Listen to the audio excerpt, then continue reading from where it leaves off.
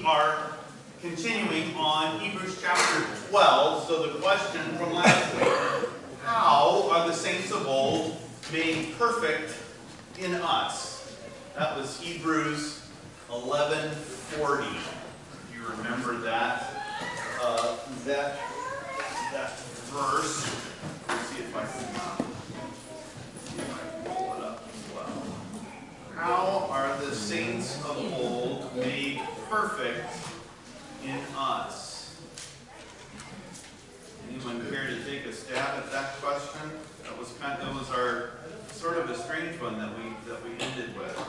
It was, and all these, though commended through their faith, did not receive what was promised, since God had provided something better for us, that apart from us, they should not be made perfect. That apart from us, they should not be made perfect. In other words, that the promises given to them were fulfilled in Jesus for us. So the line does not, so just take one example of Abraham's promise to Abraham that through him all the nations of the earth will be blessed. Well, all the nations of the earth can't be blessed until we see all the nations of the earth, right? So there is always this tie that goes from the people of old and the promises given to them fulfilled in Jesus and delivered to us. And that line, you can't kind of make this big break that says, okay, that was for them, this is for us, and that's the end of it. It just doesn't work that way. All right, so let's take a look at chapter 12. We've been trying to get to a therefore for several weeks. Therefore, since we are surrounded by so great a cloud of witnesses, let us also lay aside every weight and sin which clings so closely, and let us run with endurance the race that is set before us, looking to Jesus, the founder and perfecter of our faith, who for the joy that was set before him endured the cross, despising the shame, and is seated at the right hand of the throne of God. All right, we got lots of awesome stuff to think of there. We start with that word surrounded, and that surrounded. It's the word. Here's your first 57-cent word for the day. Peripateo. It means like a perimeter is around the outside. So we are surrounded not only by space, although that's certainly present, that we are surrounded, the church extends to all the world, but that we are also surrounded in time. Right? Because remember, all of those examples that we had from chapter 11 go back all the way to creation. So we are surrounded in time by all of these witnesses. And what do they testify to? What do they witness to? By faith, all of these things took place. So there's kind of the first word, surrounded. Since we are surrounded by so great a cloud of witnesses. Now that is a very intentional word there. Cloud. What do clouds typically mean in the Bible? The tabernacle. Tabernacle. Cloud is the presence of God. That's the glory of God descends upon the tabernacle in a cloud. Or we have the pillar of cloud by day and the pillar of fire by night. Or think of Jesus' baptism and and in the transfiguration. That the cloud is the enduring, graceful presence of God among his people. So now we are surrounded by a cloud of witnesses. So so this presence, this graceful presence of God is not, and I don't want you to mishear this, is not only God, but because it is in God, that means that it is the whole company of heaven. Well, where God is, there are his people. And so we are surrounded by his people at all times. I mean, and we get almost, it doesn't use these words, but we could.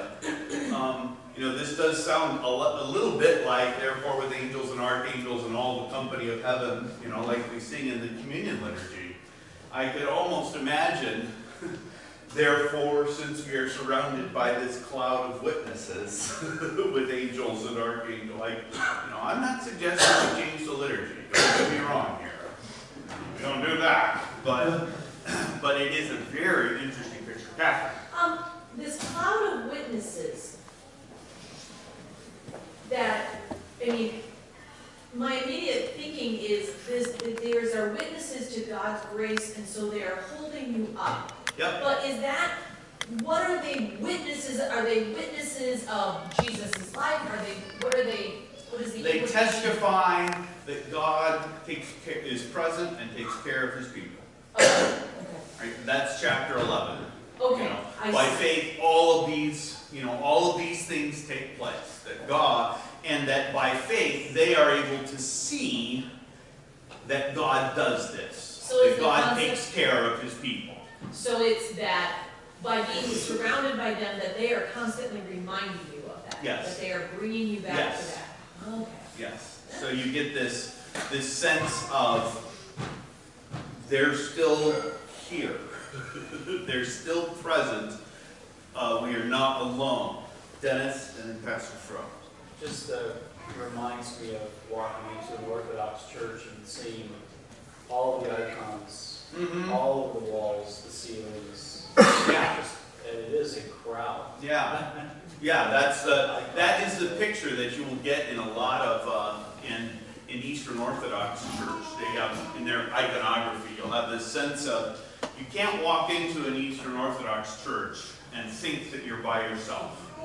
It is just impossible. Well, even in that picture of the church they visited in LA. Exactly, in that Cathedral of Our Lady with all of the tapestries surrounding it. I'll try to find the picture of this church in a good friend of mine was a pastor at Fairgrove, Michigan, and he found an artist that drew a painting that started in their narthex and went all the way around the side of the church into the front, and it was of that great stanza that Bach's St. John's Passion ends with. Lord, let at last thine angels come, to Abram's bosom bear me home, that I may die unfearing. Within its narrow chamber keep. I just lost the word. My body safe in peaceful sleep until thy reappearing, and then from death awaken me, that these mine eyes with joy may see. O Son of God, thy glorious face. So he painted, starting with Adam, and kind of going through the whole history of the church, and Old and New Testament, and then started with saints, and then even had kind of some of the founders of their own congregation painted in. All of these people looking at this painting of Jesus in the front. It is really stunning. They did a whole spread on it in the Lutheran Witness about, I don't know, maybe 15 years ago, something like that. But that is the picture of this cloud of witnesses, and that they are all witnessing to Jesus. I mean, that's the point, always. Pastor Fro.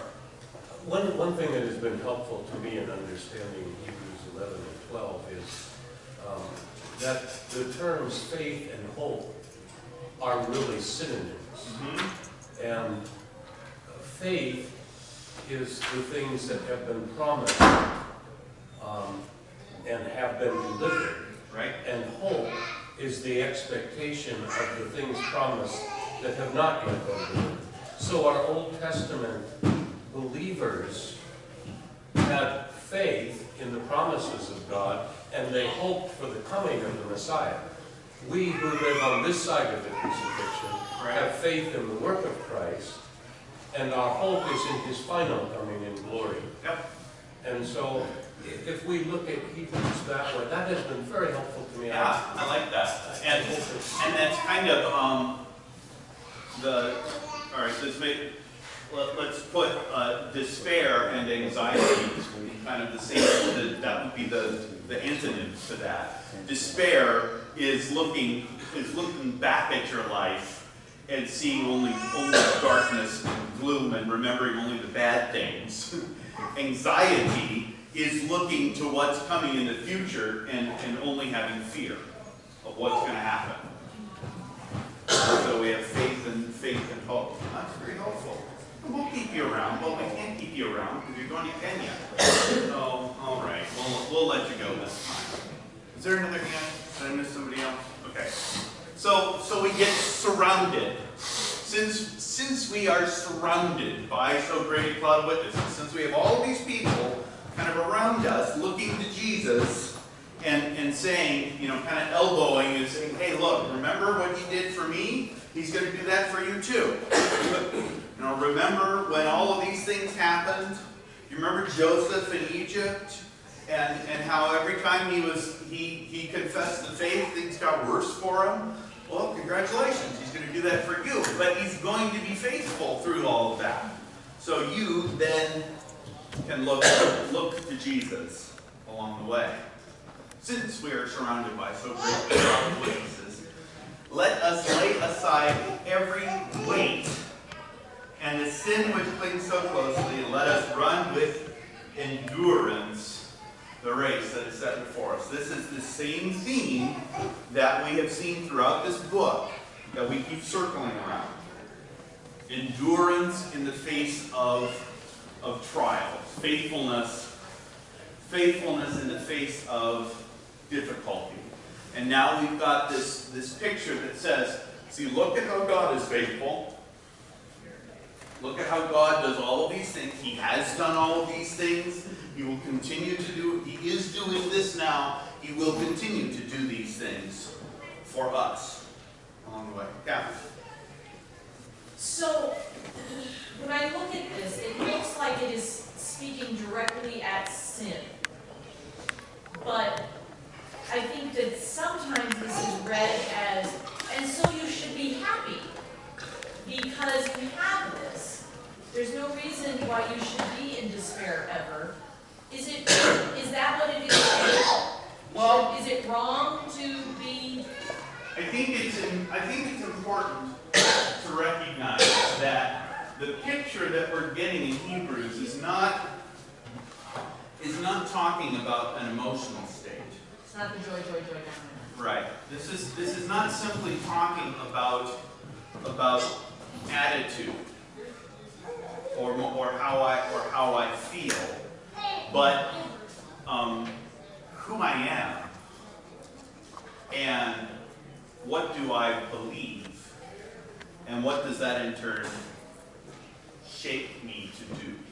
I mean, that's kind of the picture here is, all right, so you are going to be, your faith is going to be tested. Your faith is going to be tried. You are going to be tempted to deny the faith. That's kind of the tickling question in this. Will you trust that God is going to take care of you in that confession, or not? And you, like the people that the preacher here is preaching to, are always tempted to turn away from Christ and to turn somewhere else. So, yeah, that's an important corrective. Thank you. Yeah, Liz.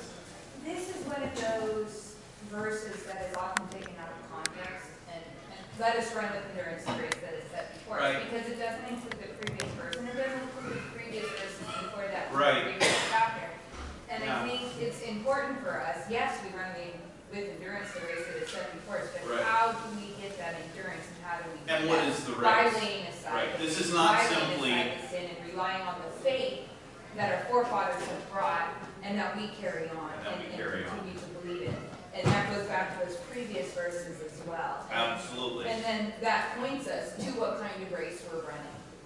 This is not meant as a motivational poster. Okay? I mean, you can see a motivational poster in that, can't you? We have Let us, They have. right. Oh, yeah, yeah. You don't have to imagine it. You, I'm sure, have seen it. That, okay, so, you know, things are hard, or, you know, whatever. So that can be used for all kinds of things that have nothing to do with God, or salvation, or faith, or eternal life, or anything. Don't buy the poster. Just telling you. What is the race in this context? What is the race? It's not a sprint. It's not a sprint. That is, and that's kind of a good point too. This definitely has kind of marathon sort of picture to it. But what is the race? Let us run the race. Let us run with endurance the race that is set before us. What is the race? Our lives. Our lives. Yeah, our lives, and our lives in God, particularly. That will I live in faith and trust and hope, or not? I mean, that's kind of the question that's put there. If I make the race something else, I'm not sure what the else is, and that is the problem. See, Catherine hasn't been in Bible class for a few weeks, so she's got some. I got some, it's a build-up right here. She's got some questions sort of built up. Well, you Catherine, know, you please. picture this of this person running, but if you read the whole thing, it really is this person running with like everybody carrying Right. all the Right. crowd of the saints carrying them, and they're all turning your head to Jesus. Now that close to you. Yeah. It's not a finished line, it's Jesus. Right. Right. I mean, you're not Well, looking at and- ending being the tape. The ending is Christ. Right. And that's why you have to take the whole thing together. This is all one sentence. You know, kind of typical Greek fashion. It's all one long run-on sentence. Therefore, let us run looking to Jesus. So, started looking at verse 2. Looking to Jesus, the founder and perfecter of our... Is that word again? Getting this word. We cannot escape this word. How many times have we had this in Hebrews? Perfection, perfecter, etc. Sorry, computer. I'll try to be nice. Wow. I know. I guess. I know we'd like to suggest a movie.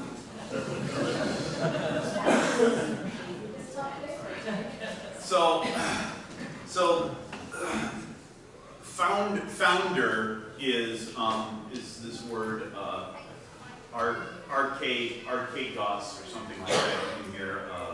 Archaeology is the study of founding things, the early things. So he is the founder, and this one has perfecter, and this is that same word teleosis that we have been wrestling with since about chapter 1. This word that doesn't mean perfecter as in without sin. It means complete, finishing the purpose. That's the idea. The perfecter of our faith. That is the one who's going to bring our faith to its ultimate conclusion. Okay? Does that picture make sense here? So he's both, another way to put this would be, he's both the Alpha and the Omega of our faith. He is the founder, he's at the beginning, and he is the perfecter. He is the one at the ending. That it's all Jesus, start to finish. That is exactly the picture that's being portrayed here. The founder and perfecter of our faith. And then we get this, the rest of this verse really sounds like Philippians chapter 2 a lot. If you have a Bible in front of you, take a look at Philippians chapter 2, like, I don't know, verse 5 4, 5, 6, somewhere around there, and just for comparison's sake. Who for the joy that was set before him endured the cross, and notice that parallel, endurance, endured the cross, despising the shame, and is seated at the right hand of the throne of God. So, this is a weird little phrase. What does it mean to say that Jesus despises the shame?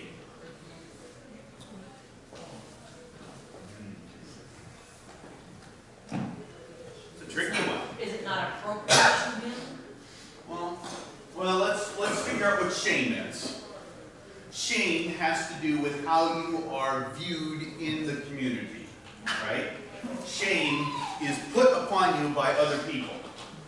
So if I say to someone, you should be ashamed of yourself, what I'm saying is your behavior does not fit with the norms that are established in this community.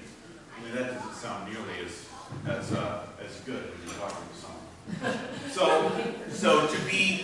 So shame is to say that I have been belittled in my community. I do not have a place in this community, maybe something like that. So a lot of times when we see shame in the scriptures, what it's portraying is how sin is dealt with in the community. Okay? So what is the shame that Jesus endures? This part you guys should be able to figure out. The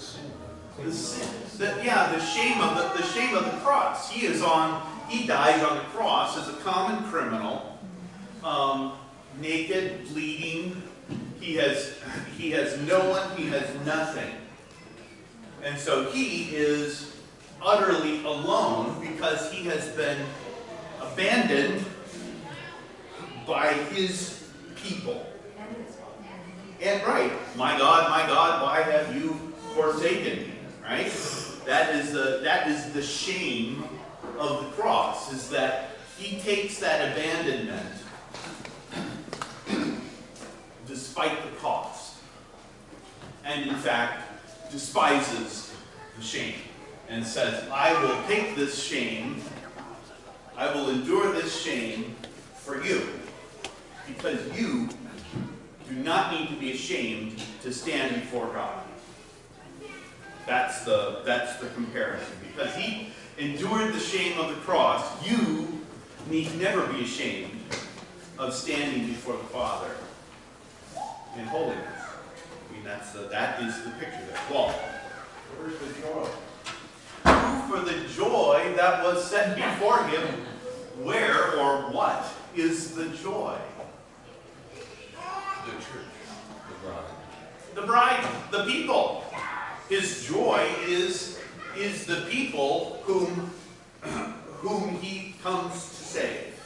And we've had that a couple times in our Old Testament readings the last few weeks, where we had that great verse last week about how as a bridegroom rejoices over his bride, even so God rejoices over you. I mean, there's that picture that God, and that joy is the opposite. Here is really the opposite of shame, right?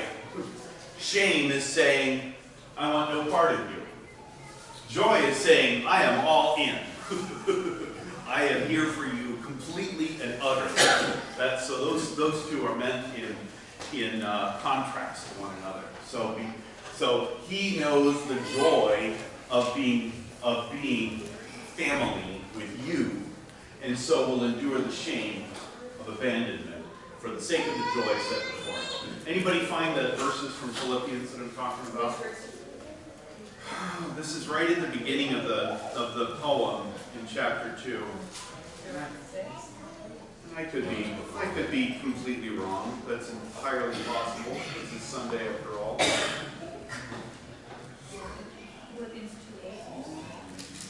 Look not only to his own interest, but also the interest of others.